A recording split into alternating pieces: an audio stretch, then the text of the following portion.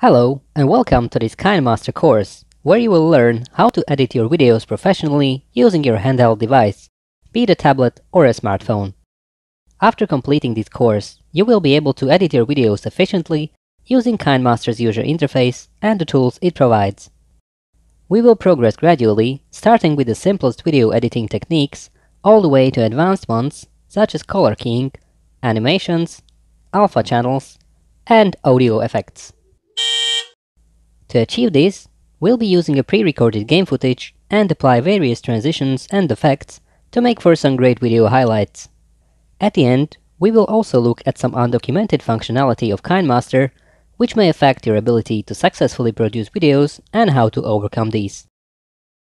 I hope that you will enjoy this course and that it will become a valuable milestone in your video editing career. Welcome to the first lecture of this course, where we'll discuss video qualities and frame rates to provide you with a general idea how to record and edit your videos.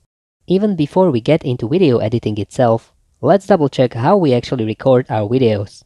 This is because devices can be set up for various formats and frame rates, even some non-standard ones, which could make things tricky once we decide to actually edit such a video. Every mobile phone is different, and so the settings you see may look different on your device. This screen capture was taken using Samsung Galaxy S8, so the settings shown are related to it. First, make sure that we are recording videos in one of the standard HD or Full HD resolutions. As you can see, this smartphone supports some non-standard resolutions, such as 18.5:9 or 1:1, from which resulting videos would need to be adjusted if we wanted to work with them in Kinemaster. The UHD option that you can see here is actually called 4K in real life, but on this phone it is named Ultra HD. Any of the standard SD or HD options here would work. The next thing to take into considerations is the FPS. This stands for frames per second, and there are multiple frame rates recognized around the world. For example, all analog televisions in Europe would display your movies in 25 FPS, while televisions in the USA would work on 30 FPS. To make things even more interesting, there are also 23.976 FPS and 29.97 FPS frame rates recognized. However, we don't have to usually bother with television standards, and our phone will be set either to 25 or 30 FPS directly from the manufacturer. What we will need to know is what frame rate our videos use, so we can eventually export using the same frame rate in Kinemaster. Fortunately, we can find out the frame rate of a video in Kinemaster quite easily using the media browser. By long pressing on a video clip, you'll be able to see extended media information such as file name, frame rate, resolution, and duration. Some videos have what's called a variable bitrate, which means that they were not recorded in constant 30 FPS, but in order to save some disk space, sections with little to no movement would have their frame rate decreased. Such videos can report a non-standard frame rate, such as 45 FPS. In these cases, your video frame rate would be the closest standard FPS value. For example, a 45 FPS video would have a frame rate of 30 FPS, which you can use to export your final video. What we also need to consider is whether our phone supports the new rising 60 FPS standard, which allows for a much smoother video recording while doubling the size of our video files. Let me show you an example of what a 30 FPS and a 60 FPS videos look like side by side. You can see a kind of choppiness with the 30 FPS one, while a 60 FPS video is much like how we normally perceive the reality around us. This, however, comes at a cost. Not only the video file size is much bigger, but also processing such video file takes double the resources required to process a normal 30 FPS one. Due to this fact, Kinemaster hides the support for 60 FPS videos in an experimental settings section, while also limiting you in the way you can work with it, such as almost completely removing the possibility to speed it up, unless you're sporting a nice new iPhone 8, etc. Therefore, it's best to experiment with your camera settings and the resulting videos in Kinemaster, so you can perceive the possible limitations of your mobile device. If you'd like to, for example, create cooking videos where speeding up is many times required, but your smartphone is not powerful enough for Kinemaster to allow this, it would be a better idea to record in 30 FPS instead, or maybe buy a new iPhone.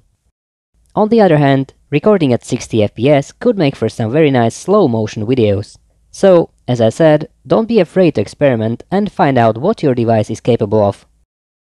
In this lecture, we have learned how to record your videos with the correct resolution and frame rates, as well as test your device for its video editing capabilities.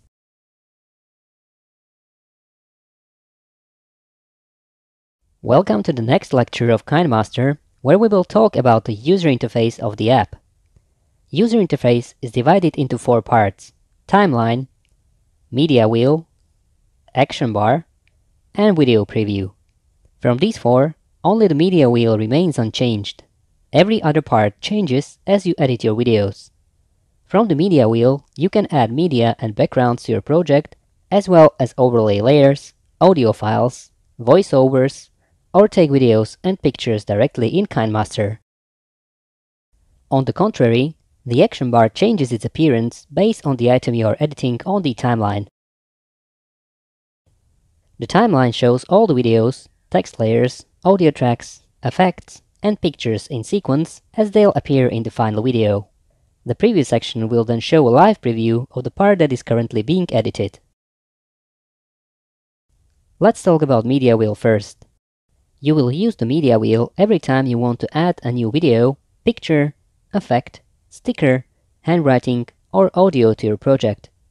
There are parts of the media wheel that are duplicated over the user interface, as well as other ones that can appear confusing until you get used to them.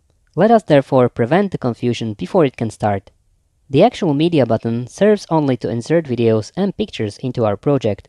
You cannot add music or narrations using this button. Also, the media button will add the selected media into the main timeline. This is basically the first topmost strip containing all the videos and pictures in our project. Everything below are extra layers, or better said overlays, which can play the role of picture-in-picture videos, stickers, text effects, audio tracks, etc. This also means that your project will be only as long as anything on the main timeline.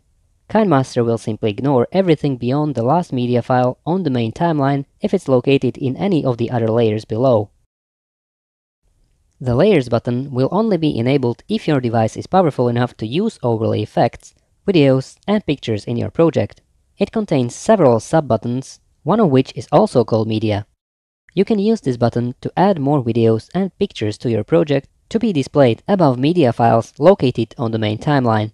The logic here is the same. This button can only add videos and pictures, nothing else. The other buttons here are used to add various additional overlay objects, such as stickers, written text, visual effects, or handwriting. We will get deeper into these and the difference between the videos and pictures on the main timeline and in overlay layers in a subsequent lecture. Both the voice and audio buttons will add audio tracks to your project. The voice button will allow you to record a voiceover directly in Kinemaster. For this, Kinemaster will ask you for recording permission first. The audio button will allow you to add pre-recorded sound files, such as background music, sound effects, or pre-recorded voiceovers to the project. The red middle button will allow you to take pictures and record videos directly from Kinemaster. This feature, however, only worked when taking pictures for me, and I wasn't able to record any videos even after confirming all permission dialogues. After successfully adding a media file onto the timeline and selecting it by tapping on it, we can already see that the action bar on the left side has changed accordingly. What's more, the media wheel has been covered by yet another contextual menu, in which we will spend probably the most time in the whole app. This menu lists all the operations that you can perform on the selected media or layer. We will work with this menu extensively in all subsequent lectures, where each of these actions will be explained in detail. You can now also see that the timeline contains the newly added media and that the preview has been updated with the correct display.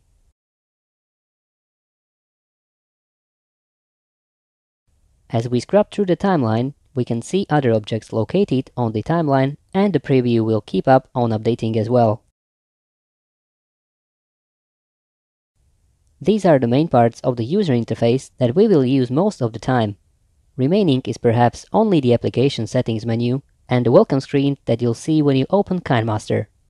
All of the settings are pretty self-explanatory, and users will seldom need to change any of these. perhaps except for an experimental 60 FPS option that will be explained in a lecture that talks about exporting your project.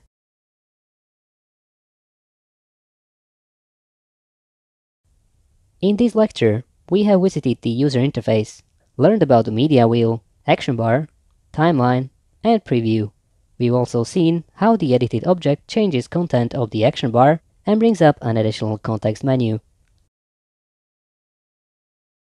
Welcome to the lecture of Kinemaster, which will guide you through the first steps of editing a video. This is the part when the fun starts and you can finally put your fingers on the screen. When you first start Kinemaster, you will be greeted by this beautifully animating welcome screen where you can start a new project, adjust app settings, ask for help, or go shopping. We will choose to create a new project by tapping the largest middle button with the plus sign on it. The welcome screen will look a little differently once you already have some projects created. You will see these projects on the right side while you'll still be able to use all the other buttons as usual. Our newly created project is currently empty, so let's add some media to it. For this, we will use the Media button, which will open the media browser, listing all the videos and pictures that Kinemaster finds on your phone.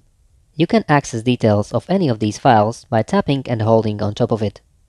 This brings up an information window where you can preview the video as well as see its attributes such as file name, duration, file size, resolution, and frame rate. In this window, you can also add the media file into favorites, which will add it to the special favorites folder in the browser for quick access. You can also delete the file from the system here, but be careful when doing so, as this action is not undoable, and the file will be lost from your device forever. If you discover that there are pictures and videos mixed up in any of the folders, and you would like to only work with, for example, videos, you can find the filtering options that you can access by tapping the right menu button handy. You can choose to either show pictures or videos in this way.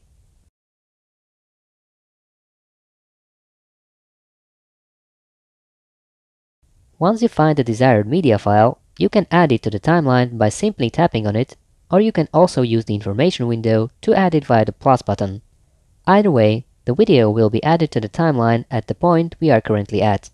Since we have no media on the timeline yet, the video will be added to the beginning of the project, and Kinemaster will scroll to the end of this newly added media file. Apart from the preview of our video, we can also see a watermark present in the preview area.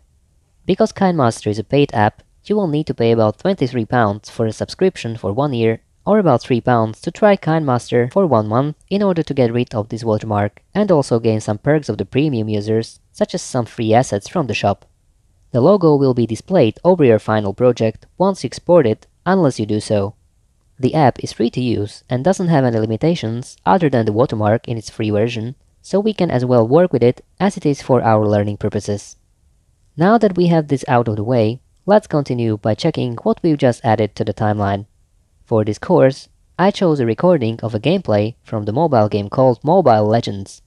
This is an action-paced, competitive multiplayer game where 5 people try to compete against 5 other people with the objective of destroying each other's base. Being what it is, the game provides a lot of interesting scenes that we can use to create highlights from for our presentation purposes. In the next lecture, we will look into how to actually edit the video clips that we added to the timeline. In this lecture, we have learned how to use the media browser to navigate through pictures and videos on your handheld device and how to add these onto the timeline. Welcome to the lecture of Kinemaster that will guide you through the various ways of cutting and trimming your videos that you've added to the timeline in the previous lecture. As a first step in the editing process, you'd want to cut out all the parts of your media files that you're sure not to use in the final project. I'm scrubbing the timeline here to do exactly this, moving through the original video and finding the irrelevant parts to delete them from our composition. This is one big recording of about 20 minutes in length, so I'm basically going through all of it, picking up the interesting parts, and deleting the ones that I do not need. Let's have a look at how to do this. We are going from the beginning, so I'll use the lower left arrow button to get to the beginning of the project. Once at the beginning, the button changes to an opposite arrow, which allows you to go to the end of the project. We can start playing the video by clicking on the play button, which immediately changes to pause. Since I have an idea where we want to start the video, we can cut out the beginning as that only contains screen recording of the operating system on my smartphone. To do so, I will scrub the timeline to get to a point where the operating system scene ends and the actual game footage begins. Once there, I can tap on the video in order to bring up the operations overlay. In this overlay, you can see many operations that we can perform on the selected video. We'll go through them one by one as we need them later in our project. One inconsistency of the user interface of Kinemaster is that these buttons in the operations overlay are sometimes displayed with a text caption and other times they are just icons on the button. If you'd like some more consistency, you can tap this button to make all these buttons icons only, without any text. I'm going to leave the user interface in its initial state, so it's less confusing for people who see this interface for the first time. We will utilize the split/trim option, which will allow us to remove the unnecessary parts in a couple of ways. In here, for example, I'm going to get rid of the beginning of the video, which contains some screens of the Android operating system, which we do not need in our final project. I will therefore scrub to the point where the Android section ends and the actual game footage begins. Once there, I will use the trim to left of playhead option to remove everything before this very point. There is an opposite option as well, which will allow you to trim everything from the point you are at to the right side of it. Another option you can utilize is to split the video at the playhead. You will use this if you want to cut out the section in the middle of your video clip that you don't want in the final project. To do so, you will first split the video at the point where the unwanted part you want to delete starts, then scrub the timeline to get to the end of that unwanted part, and split the video again. You can then tap the unwanted part and use the delete button to remove it from the timeline. In case you find out that any of the video clips left on the timeline are too short or too long, you can simply tap on them and use the left or right handle to change their cut points by dragging the handle to the left or right. This concludes the basic cutting and trimming lecture. In the next lecture, I will show you a simple wizard that will allow you to create a full project from a subset of media files that you already prepared in advance. In this lecture, we have learned how to trim and split your media files on the timeline and how to use the left and right handle to change cut points of these videos. Welcome to the next lecture of Kinemaster, which will show you a simple wizard and how to quickly create a final project from a subset of media files that you prepared in advance. If you don't need to use all the fancy effects and overlays that Kinemaster offers and save some time creating the final video, you can use the wizard that's accessible from the main screen of the app. It is a simple step-by-step process where you name your project, pick the media files to be used, select the theme for them, pick some background music, and there you go. Kinemaster will generate the full project for you that will contain all the media files selected on the main timeline with some predefined transitions applied and the background music added as a new layer. This could be useful if you have, for example, pictures from a wedding or multiple videos from a holiday that you want to stitch together and present to your family and friends. Because our product is just a big 20 minutes long video, this wizard will not do any good to it. However, if we had multiple videos and some pictures to go along, we could see a very different result. This is the simplest way to create a video presentation using Kinemaster. This also concludes this short lecture about the video editing wizard. In the next lecture, we will look into how to add some transitions to our project in order to make it more attractive. In this lecture, we have reviewed the video editing wizard of Kinemaster. Welcome to the next lecture, where we start making the video more attractive by adding transitions and an intro. Before jumping into the mentioned subjects, let's quickly recap trimming and splitting from the previous lecture. We can trim the video by tapping on it and selecting the scissors icon button. The first option is to trim the whole clip to left or right. We'll use this when we want to cut everything from this video clip to the left or the right side from our current position in it. We can achieve a similar result by splitting the video at the position where the unwanted part ends and the good one starts. Then we would select the unwanted section and delete it by using the delete button. Another situation where we'd use the split option is if we wanted to cut out a part of that video that is unwanted but situated somewhere in the middle of it. We will first find the point where the unwanted part starts, split the video there, then continue to the point where the unwanted part ends, split the video again, and then delete the unwanted part by using the delete button. If we made a mistake and made the cut a little bit off from where we intended it, we can use the left or right handle to adjust the video duration and subsequently the cut point. Using rough cuts such as this one is frequently used in movies to create fast-changing action scenes. We'll also leave several of such rough cuts in our final project to achieve the same effect. However, to advance our story forward, such rough cuts could be unreadable for the audience, and therefore we'll need a transition to make that advance more prominent.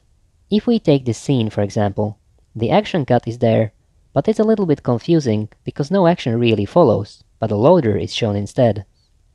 We could utilize a transition here to make this story progression clearer to the audience. Maybe you realized by now that there are empty spaces between video clips, which Kinemaster will simply skip if there is no transition set for them. However, by tapping on the empty space, you can add an arbitrary transition at that point. There is a load of transitions included with Kinemaster that you can try out, and there is a lot more of them that you can download from the shop, some of which are available for premium users only.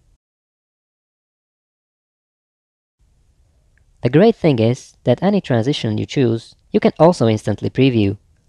We'll pick one from the Fun Transitions section and check out how our project looks with that transition.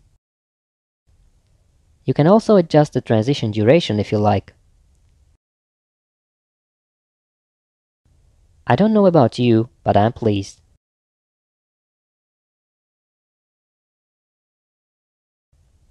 Even with transitions applied, you can still use the left and right handle to make adjustments to the video's length.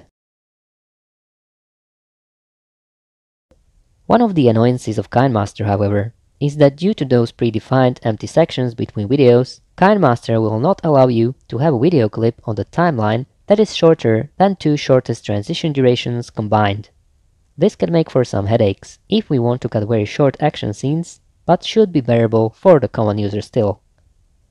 There are certain limitations that mobile apps will have that you won't encounter on a PC application, and we will get into some more along the way, of which I will always warn you. After adding a few more transitions, it's time for our project to receive an attractive intro. For this, we'll use a new clip operation that's called Clip Graphics. Once again, there's a few of these prepared in Kinemaster for us, and some more available in the shop for download. From here, you can add titles to your videos, or apply one of the title packs, which usually includes an intro, a lower third, which is basically a fancy name of putting someone's name or a breaking news section to the lower third part of the screen, and an outro. I chose to use the powerful title pack, as it does really strike me as powerful intro to have in our project. As for the outro, we can use the same title pack to keep the graphics consistent. We will simply apply the ending scene of this powerful title pack to the ending scene that we have prepared in our project, and there we go. Our job for this lecture is done, and we have added some attractivity to our project. In the next lecture, we'll start looking at adding some overlay layers to apply a bit of blurring effects to the outro sequence in order to make it even more awesome. In this lecture, we'll learn how to apply transitions and create intro and outro for our projects. Welcome to the next lecture, where we'll talk about overlay layers and how to use them in Kinemaster. Before jumping into the subject, let's recap how to add transitions from the previous lecture. In order to add a transition, you will need at least 2 clips on the main timeline. Then, you tap on the box between these 2 clips. Then, you'll choose a transition that will best suit your needs, while simultaneously previewing it.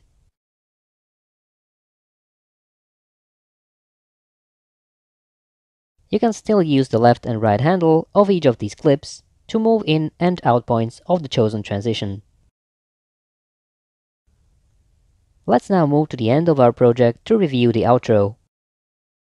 It looks amazing, but it can look even better if we apply a blurring effect to the end of it. In order to do so, we will utilize an effects layer. We'll tap the Layers button and choose Effects from it. Quite opposite to the number of transitions, the effect selection is limited to 2 effects by default in Kinemaster. The first one is called Gaussian Blur, and the next one is called Mosaic. There is a lot more effects available in the shop, should you need them for your projects. A lot of these are free for premium users.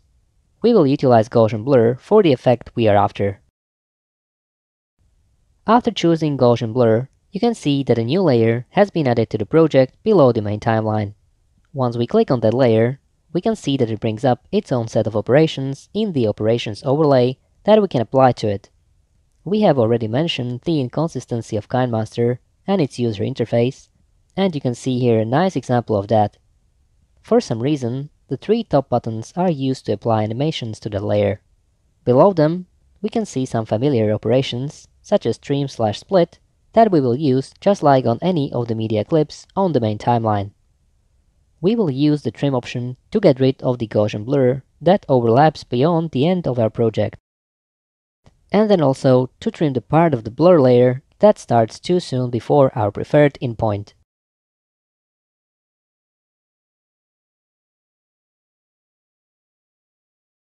Now we've got a blur layer exactly where we wanted it to be. However, when we play the video back, we can see that the blur effect kind of drops in without the transition, which makes it look a little surprising and unprofessional. So maybe it's time for those animation buttons to be put into good use. Before doing so, however, let's have a look at what animations actually are. Animations can be similar to transitions in a sense that they are also a fancy way of presenting a media file in Kinemaster. However, transitions can only work on the main timeline where there are 2 neighboring videos to transitions from one to another, while animations can be applied to layers to change their appearance, dimensions, and opacity. This allows for some nice predefined in and out animations of these layers as a result. And let me also shed a few words of praise towards Korean developers of Kinemaster, since all of these transitions and animations are so well optimized that you will not experience any stuttering while playing them back or previewing them. By applying basic fade animation to the blur layer, we can make it appear to fade in instead of abruptly drop into the picture. Now, we can only use half a second animation duration here, so we'll need to make some additional adjustments. Remember the parts to the right of the blur layer that we trimmed out before? Well, let's put them back so we can apply a 1 second animation duration here as a bit of a hack. This way, our blur layer can fade in slowly and we get the effect that we wanted. Since we are talking about layers, let's add another one to illustrate why they are called that. For example, let's add a sticker to the video for some fun. You can see that when we add a new layer, they stack on top of each other, overlaying the media on the main timeline and one another as well. Apart from media layers, of which you can have only limited amount, you can have unlimited amount of other types of layers in your project. You can use this button here to actually display the layers view, which will show you the layers in your project in a more prominent way. To get back to the normal view, just use the same button again or click on one of the layers. Let's play around with this crown sticker to finalize this lecture. We can make it a bit smaller and rotate it to position it on one of the corners of the winning video. Furthermore, we will add an in and out animation to make this crown sticker appear and disappear in style. You may see that some of the in and out animations are the same, while others are completely different, so don't count on the ability to use the same animation for both the in and the out points. Okay, we've had our fun and the outro looks kind of crazy now, so let's remove the crown sticker and leave the outro like that. In the next lecture, we will look into how to make some more interesting animations in the middle of our project. In this lecture, we have learned how to work with layers and add effects and stickers to our project, as well as how to animate them and subsequently remove them from the project. Welcome to the lecture of Kinemaster, where we will learn some advanced video editing techniques to create a funny plug in our project. Before doing so, however, let's recap how to add layers and animations to them.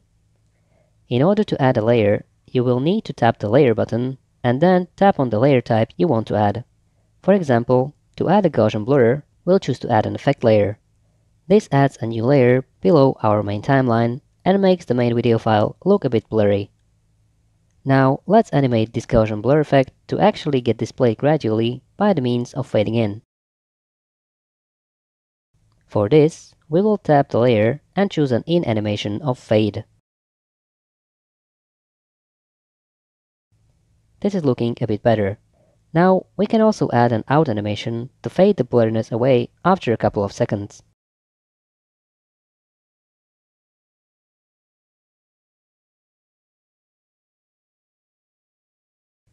Excellent! We have just overlaid our nasty first death in the game by a blurring effect. How convenient! Okay, let's get to some advanced work with our layers. First of all, let's add some background music to the project for good measure. We will look into audio and how to work with it in Kinemaster later on, so we'll just simply add a new audio layer by using the audio button. In here, you can pick from music that's already existing on your mobile device, or you can go to the store and browse for some background music that's freely available from Kinemaster. We've already downloaded background music from Kinemaster's store, that's called Snowboarding, and we'll use it for our project as it is a fairly dynamic piece of work.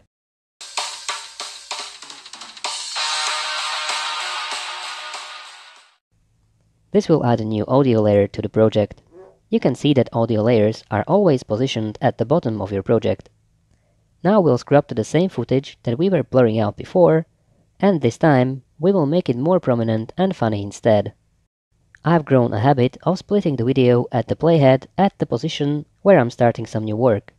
Therefore, I'll split the video where the scene of our impending death starts, and then I'll split the video where we already died as well.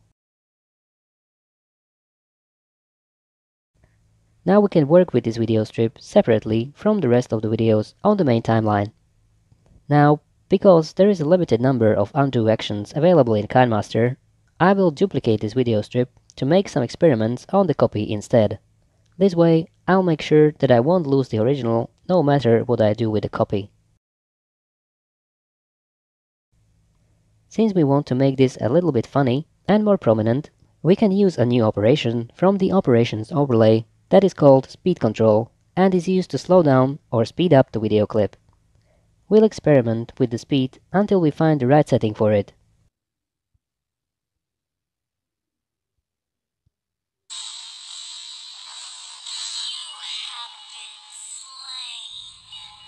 Now that we have a normal speed, as well as a slowed down version of the dead instance, I think it looks like an instant replay of a kind, and I have decided that I will keep both clips on the timeline as they are.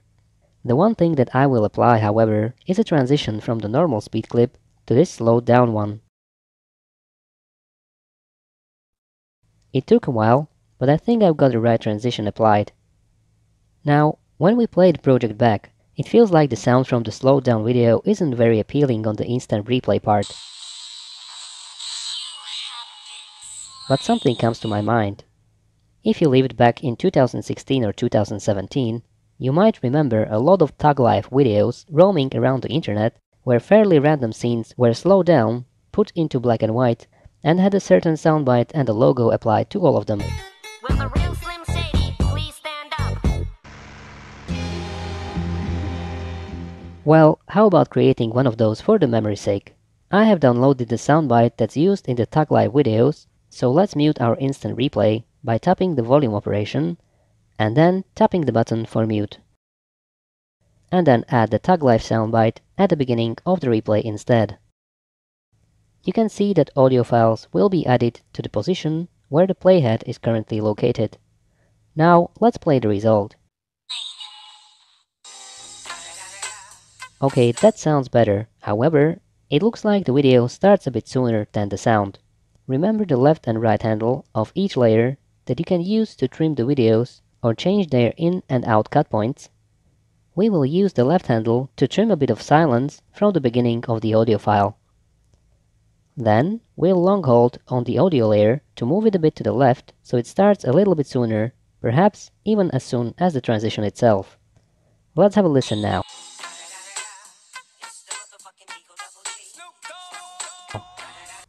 The beginning sounds a bit better now. However, the full clip is still a bit too long and the audio should be a little shorter in order to make the scene funny and punching.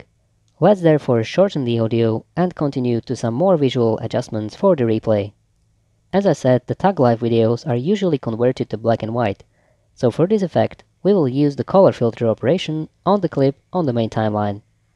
There's a lot of color filters that you can apply here, and we will apply the black and white one.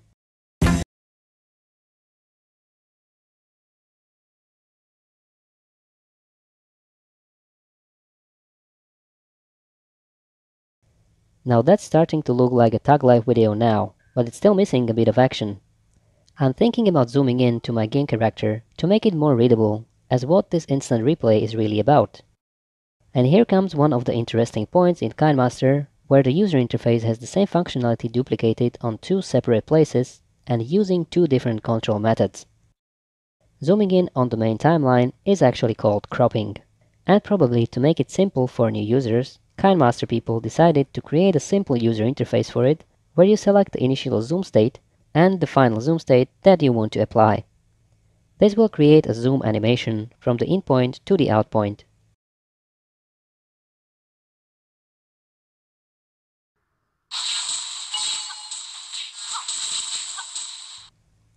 This is all great and stuff, and makes what we need to do easy and simple, at least for this particular instance. There are 2 or 3 downsides to this user interface though. First, if you want to zoom in and then after some time zoom out of the same zoomed picture or video, the user interface makes it basically impossible to do so. There is no reverse button, nor is there a copy parameters one, so you are left with trying to zoom in to the same exact picture as the previous endpoint and then restoring the view to its original video size.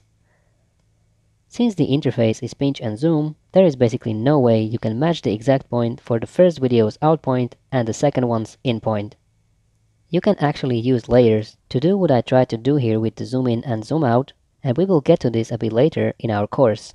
It involves another cropping interface for layers that is completely different than the one on the main timeline and some animations, which we haven't learned how to do yet. For our simple zoom-in requirement of the tag live video, however, the original pinch and zoom interface will suffice. So, we will choose an in point that is a bit zoomed into my character, and out point that is a lot more zoomed into my character.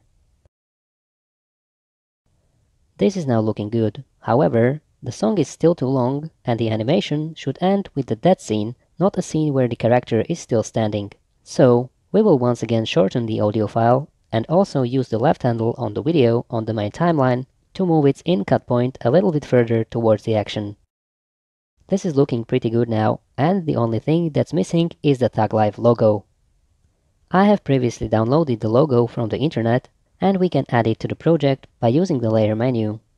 However, it's in the black color, which is not very visible on the video. Now, Kinemaster is not a graphical editor, so you won't be able to change the color of your pictures other than using one of the predefined color filter operations. However, since I will only need to change black to white, this is fortunately possible directly in Kinemaster itself by using yet another operation called color adjustment.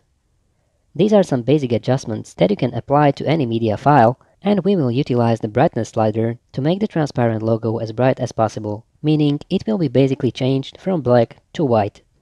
Now, the only thing remaining is to position the logo on the actual media file. When you tap on the picture on the timeline, you can see that just like we have previously manipulated the crown sticker, you can also manipulate any other layer that you have currently selected. We will reposition the logo so it doesn't stand in the way where we don't want it to be, and for the added effect, we will add an in animation to it as it enters the screen along with the transition on the main timeline. Let's play the resulting video and clap our hands.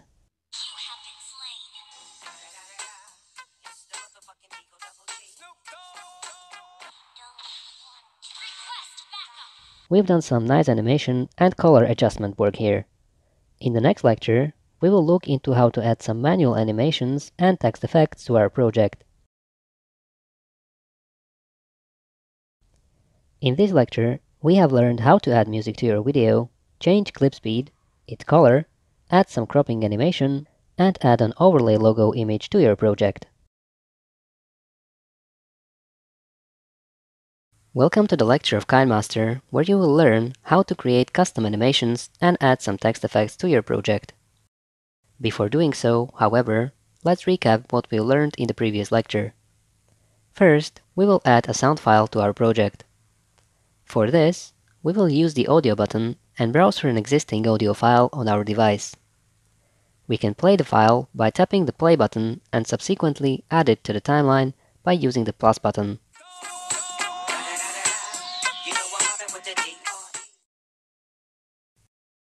You can see that the file has been added to the current playhead position in our project. Next, let's separate a short movie clip from the video on the main timeline and apply a couple of effects to it. First, we'll apply a color filter to make this video look black and white. Then, we will apply a zoom animation by using the simple cropping interface for the main timeline. As a final touch, let's add a logo to our project. We will browse for the logo using the layer button and there using the media button. Now we will position the logo on the clip so it matches our expectation, and we'll also adjust its brightness as to make it white instead of black. You have been slain. It's the motherfucking Eagle Double G. Okay, that's a recap complete, and we can continue with some advanced animation of our layers that we have shortly previewed in the previous lecture. For this, we will utilize a section where our character performs a first kill on an enemy. Just as before, I will split the video at the point close to where the kill actually happens, and then I will split the video again shortly after the kill has already happened.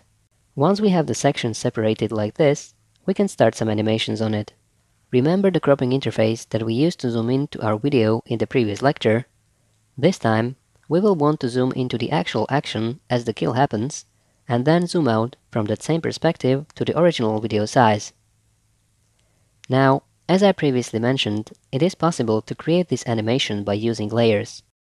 This means that we need to create a layer from our newly created strip in order to apply such an animation to it. To do so, we will use the action button that hides additional actions that can be performed on the selected media file, and we'll use the Duplicate as Layer option there. Kinemaster always duplicates a layer with the wrong size, so we'll need to resize it back to full size before we start working on it. Since we discovered that the duration of this video does not cover all the action, we will use the right handle to extend the duration of the layer a bit further to the right. Then, we will use the animation button on the action bar that will allow us to create some custom animations. This interface allows for creating certain points in our video and set a different size and location for it at those points. Kinemaster will then animate the video between these points to create a fluent transition from one point to another. We call these points keyframes, and this procedure animation. You can see that Kinemaster will already have a first keyframe in our video created, so we will need to create 3 more keyframes and change the video size and position at them. We will first create the second keyframe and zoom the video in so it is focused on the action. Then, we will scrub the timeline to the moment where the action ends and create another keyframe. This will be the point where our video will be still zoomed in, and also the point where it should start zooming out back to the full picture. At last, we will add the last keyframe, which will outline the point where the video should be back to its original size and position. At the last keyframe, we will resize the video and play the animation to verify that the animation indeed works. Both of these clips have the same audio and its duplication can be heard. We will therefore need to first split the original clip on the main timeline at the endpoint of the layer below it, and then mute both the original clips on the main timeline to leave only one audio active.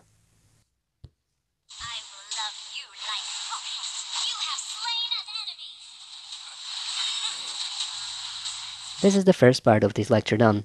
Let's continue onwards to create some text effects for the first kill scene. We will first add a simple text layer that will say first kill, and it will be animated in as the announcer says so. We'll make it yellow so it's nicely visible on the video, and position it so it does not cover any of the interface of the game. Text layers have a shadow applied to them by default, so we will leave it on as it looks good and differentiates the text from the background. Let's adjust the duration of the text layer so it corresponds with the announcer and apply some out animation as well, then play the result.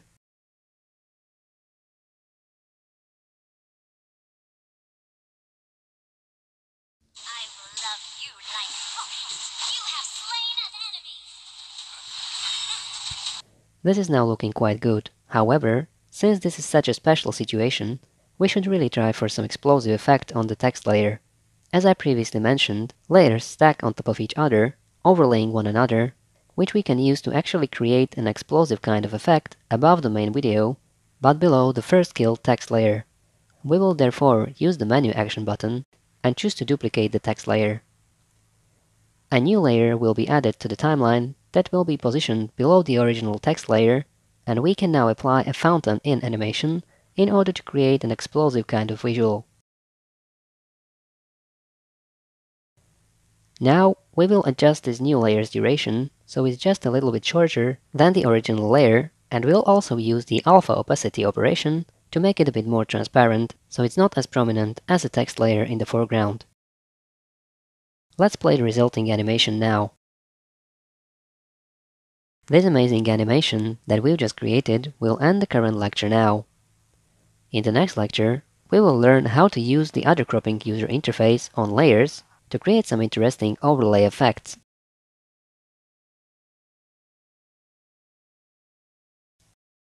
In this lecture, we have learned how to add custom animations to layers and how to add text layers with special effects to your projects.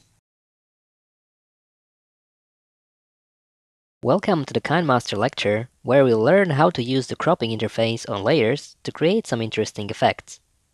But before that, let's recap what we learned about custom animations in the previous lecture. We will start by cutting out a strip of our media file where we want to apply a zooming animation.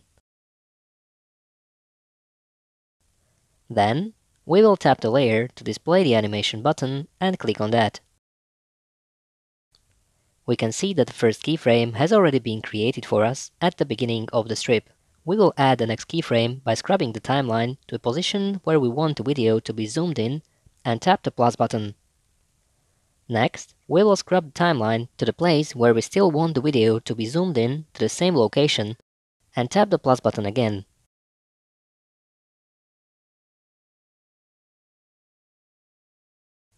From this point on, the video should start zooming out, and so we will create another keyframe at the end of our animation and reset the video position to its original state there.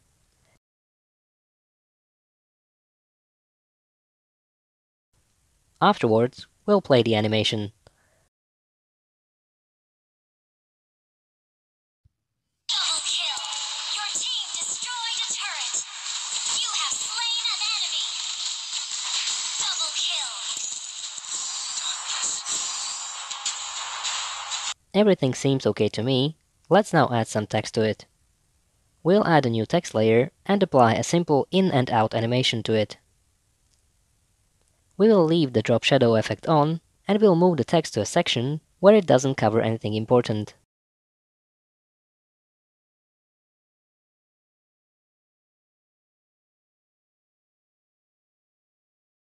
Then, we will duplicate this layer in order to create an explosive background effect for it.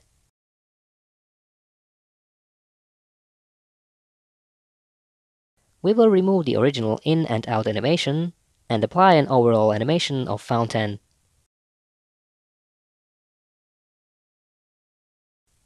Then, we will use the alpha operation to make the background layer more transparent.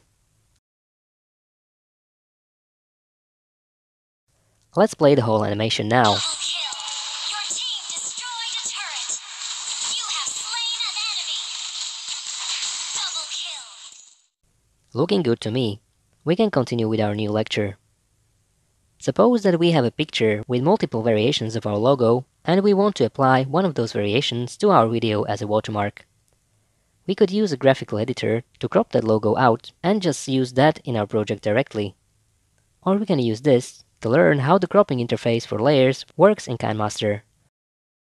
It just so happens that I have a picture with multiple logos that we can use for this exercise. Now, the selection of logos is black, and as we previously saw, black color is not very visible on our videos. Let's once again apply color adjustment to make all these logos white now to make a watermark out of one of them. Once they are all white, we can start cropping them by using the cropping operation on our layer. You can see that once we enter the cropping user interface for a layer, 4 cropping handles appear at the corners on that layer in the preview section. We can now use these handles to start cropping out just the logo that we want to stay in our project. Once we are satisfied, we can simply use the tick confirmation button to deselect the layer. Now, since this should be a watermark, we will place it to the corner of our video and make it a little bit bigger. Also, we will make it a bit more transparent by using the alpha operation again.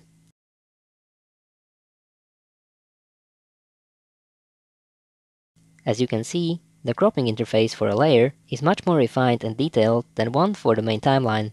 But what's more, it is further expanded by allowing us to use predefined masks to crop a certain shape out of the layer itself. To enable this functionality, there is a mask switch, which, when turned on, will apply the selected mask on the layer. You can set various masks and even reposition the layer inside that mask to show the section that you are interested in by simply tapping and dragging the layer around in the previous section.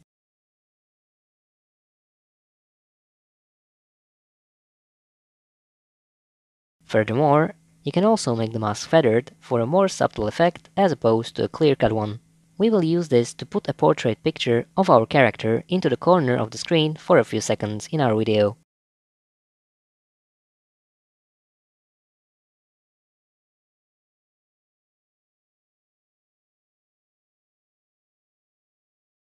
We are now almost finished with the final version of our project, and the last thing to do is to synchronize the visual part of it with the music part.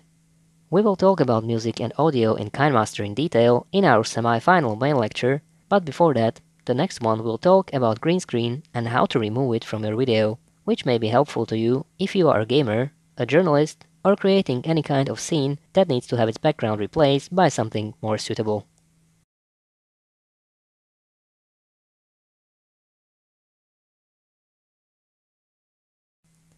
In this lecture, we have learned how to use the cropping interface of layers to create a watermark and some interesting effects for your project. Welcome to the next lecture, where we'll talk about green screen and chroma key operations. If you are a streamer, or you've ever seen a streamer talking through a game on YouTube or Twitch.tv, you have probably noticed that their webcams have backgrounds removed, and all that is visible is the head and the torso of the person talking. This allows for some seamless interaction with the audience, as the webcam image doesn't cover too much of the game involved.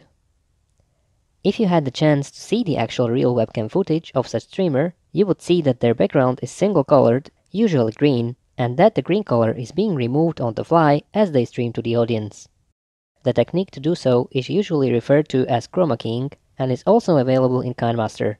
This operation is only available on layers, since it wouldn't make sense to remove the color from the background layer. You can pick the color and set the threshold to remove your green screen or other colored background completely from the footage. Apart from using this for webcams, we can achieve some interesting effects when using it on a different footage, such as one where parts of the scene need to be removed and replaced by a different scenery altogether, and are therefore covered in green screen material as well. I will demonstrate this on a clip where a tablet is being held in hand and has a green screen, where we can put the footage of our project that we have created so far. We'll start with the black background on the main timeline and add the tablet footage as a new layer. We will apply the chroma key operation on it so the green color from it is removed, and then we will add one other layer with our project footage and we'll try to resize and position it so it is in sync with the tablet on the video.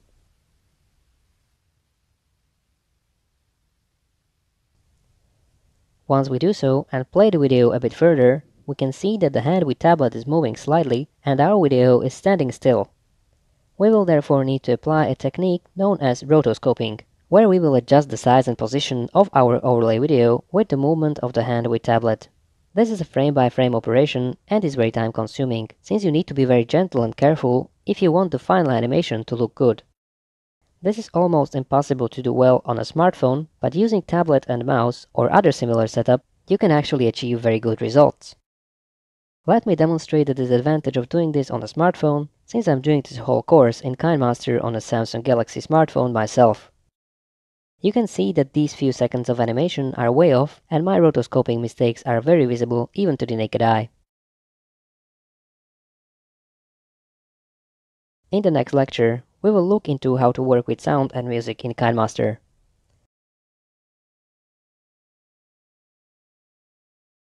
In this lecture, we have learned how to use the chroma key operation to remove plain background colors from your videos and how to apply rotoscoping to animate replacement backgrounds in such videos. Welcome to the lecture in which we will learn how to work with sound and music in Kinemaster and how to synchronize your projects with it in order to create an emotional response. Because Kinemaster is not an audio editing program, there are limited ways in which to work with audio in it. Let's first have a look at what the operations overlay offers us with regards to audio editing. We have already seen the audio operation where we can mute our clip. Here, we can also adjust the volume of our clip, change the audio channels balance in order to make the sound come from the left or right channel more than the other one, You will all become my slaves. or adjust the pitch of our clip's original audio. You will all become my slaves. You will all become my slaves. There is also the effect slider, which I couldn't get to do anything, so I won't be shedding more light into how that one works in the series, unfortunately. At last, there is a compressor switch, which from my experience makes the audio much louder than what you can reach by changing the audio slider itself. Similarly to changing the pitch of the clip itself in the audio operation, we can utilize an audio filter, which does almost exactly the same, at least in what Kinemaster has to offer so far. All become my slaves. There are 4 presets that you can use, one of them being Chipmunk and one of them being a deep one, which are basically exactly the same filters as if we changed the pitch of the audio file directly. The robot and modulation filters are more involved and can be really called filters as such, since they change the actual voice representation completely and not only on the pitch axis. You will all become my slaves. You will all become my slaves. And then there is the voice envelope. This is basically animation applied to an audio layer with one difference, that you are actually animating the volume of the audio. This way, you can fade in and fade out or simply change volume to different level within a certain time span. Volume envelope is what I use extensively when working with audio in Kinemaster. You can see that you can apply the volume envelope on both video and audio layers. Let's demonstrate this functionality on our first skill scene that we previously created. Now, if you remember from a previous lecture, we have added a snowboarding background audio layer to the project. This snowboarding music now kind of overshouts the actual announcer during the first skill on the media layer. We can, however, use the volume envelope to fade the snowboarding music out a little while the announcer announces the first skill. To do so, we will once again use keyframes, and for all of them, set the volume level we want the music to be at.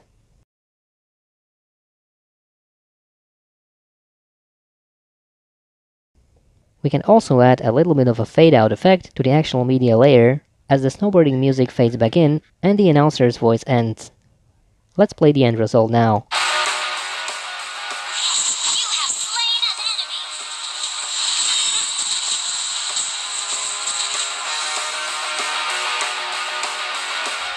enemy. Now, let me share a little tip on how to use music to create a bit of emotional response for action scenes like this.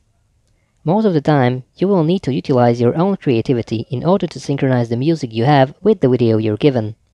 What I usually do after selecting all the scenes that I want in my project as the first step, the second step is to pick up a music that will fit those scenes.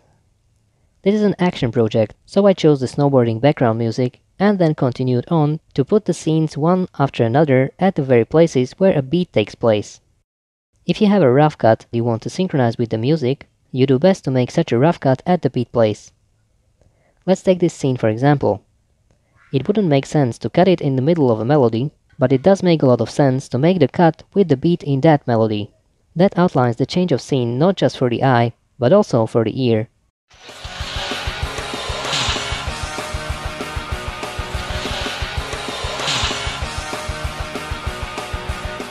It doesn't make much difference where you actually make a transition when trying to synchronize your project to a music, as the transition usually takes place across several beats and doesn't have to be synchronized to beat music as such. You can see that I don't worry about synchronizing transitions to music in this project either.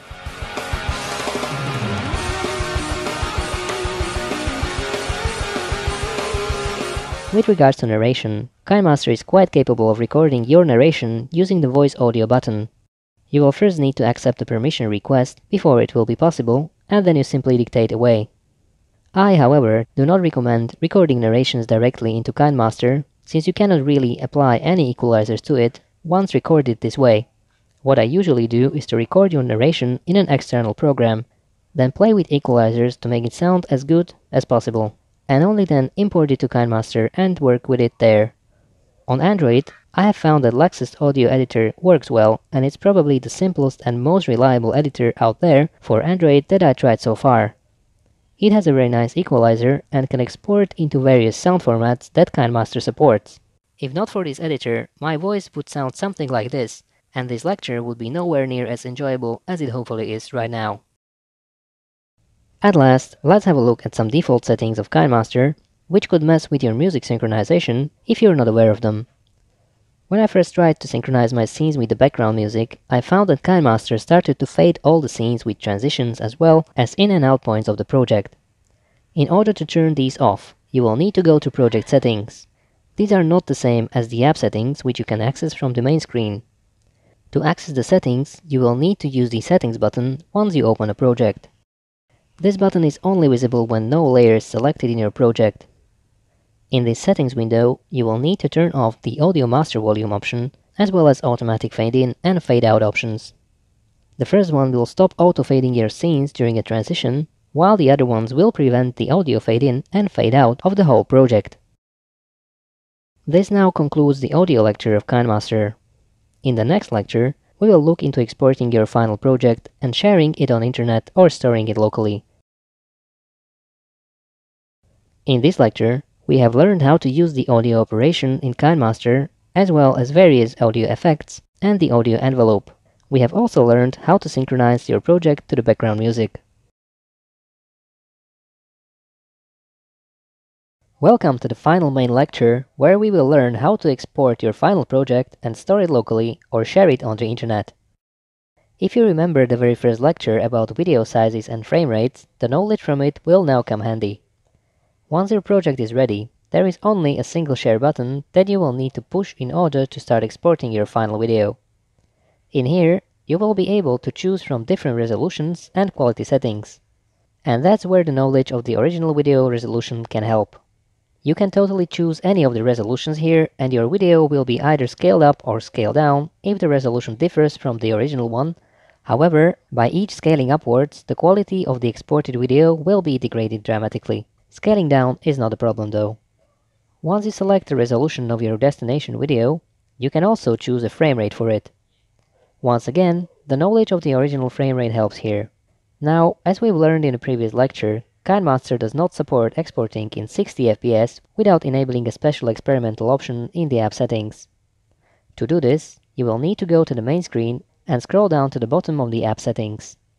Once there, click on the experimental settings option and confirm the warning dialog. In here, you can enable exporting your videos in 60 FPS. Once you do this, additional options will be enabled in the FPS section, and you will be able to export your videos in up to 60 FPS frame rate. The quality settings slider will allow you to choose a compromise between the file size and the video quality. The lower the quality, the smaller the file size. I do not recommend doing anything else than boosting the quality to maximum and exporting it that way. Doing this any other way will result in noticeable quality degradation, which is something no one is used to see in videos anymore. Furthermore, no matter what quality your video is in, virtually all of the online services will re-encode your video into something they can play to their visitors, which only degrades the quality further. Once you hit the export button, you will be asked if you want to export with a watermark or you want to buy the premium version of Kinemaster instead. When the export starts, you will do good to not switch to any other application and not to lock your phone. This can freeze the export and you will need to do the same thing again. The exported file will be stored in your device and you can play it using Media Player directly or share it using the share dialog to whichever service your heart desires. You can also remove the file from the system here, but as always, be careful when doing so, since this operation is not undoable. Congratulations! You have now finished the whole course of editing your videos professionally on a handheld device using the Kinemaster app. All of the subsequent lectures will outline some tips and gotchas of the app that you can come across. They are available, however, you can also choose to skip them and discover the rest of how Kinemaster behaves at times on your own. You have now a full knowledge of all the video editing process in the app.